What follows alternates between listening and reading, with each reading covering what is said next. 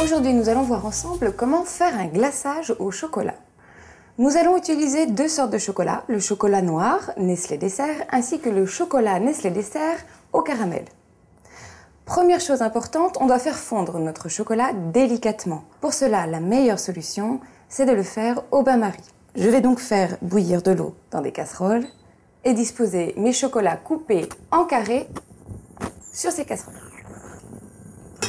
Pour apporter de la brillance à notre glaçage, il faut apporter de la matière grasse. On va donc ajouter un petit peu de beurre. Pour 150 g de chocolat noir, je vais ajouter 30 g de beurre en morceaux. Il est très important de le faire fondre en même temps que votre chocolat pour ne pas que le chocolat cristallise et épaississe. Et on va faire la même chose avec le chocolat Nestlé Dessert caramel, sauf qu'on va baisser la quantité de beurre puisqu'il y a déjà beaucoup de matière grasse dans le chocolat en lui-même. À présent, on va porter à frémissement l'eau et on va laisser notre chocolat fondre tout doucement pendant environ 5 minutes. Une fois que le chocolat noir est presque fondu ainsi que le beurre, à l'aide d'un fouet, on va les mélanger jusqu'à obtenir une préparation fluide, brillante et homogène.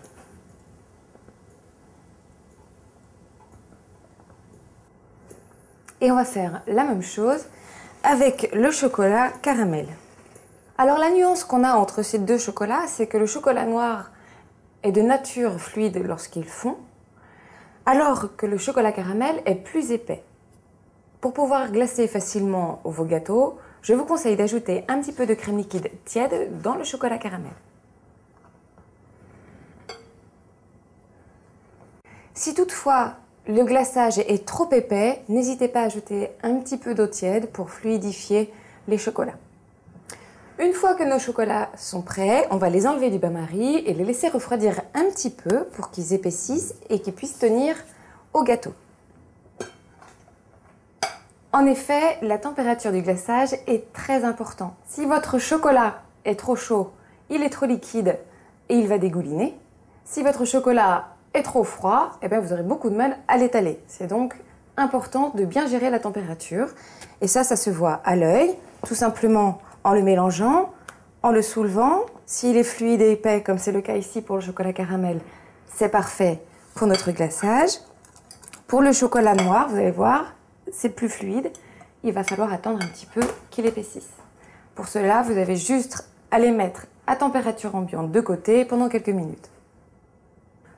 Le chocolat noir étant plus fluide et bien chaud, pour pouvoir le faire descendre en température rapidement, je vais juste le changer de récipient et de le mettre dans un qui est beaucoup plus froid.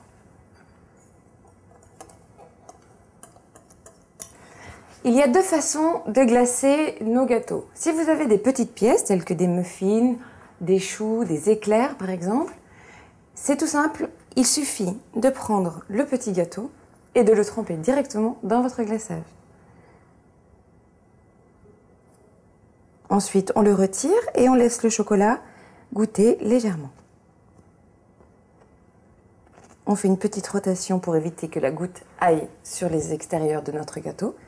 Et voilà, on obtient un glaçage parfait, bien lisse et qui couvre la totalité de mon gâteau.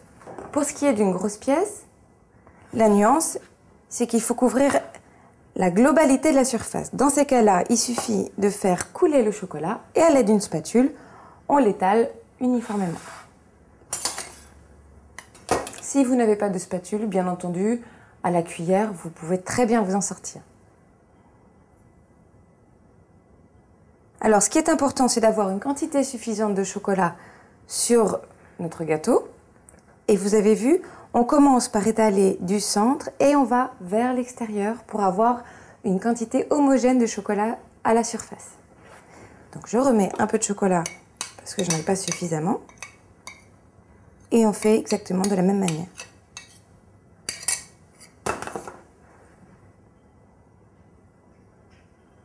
N'hésitez pas non plus à bouger votre gâteau avec l'assiette qui le tient. Ensuite, on va bien à l'extérieur pour étaler la couche de chocolat. Et vous pouvez éventuellement faire couler votre chocolat sur les côtés. Une fois que vos gâteaux sont glacés, je vous conseille de faire prendre le glaçage au réfrigérateur pendant 15 à 30 minutes. Et si vous voulez les garder bien brillants, sortez vos gâteaux 15 minutes avant de les déguster. Vous pouvez réaliser ces glaçages tout aussi bien avec d'autres types de chocolat, tels que le chocolat au lait ou encore le chocolat blanc.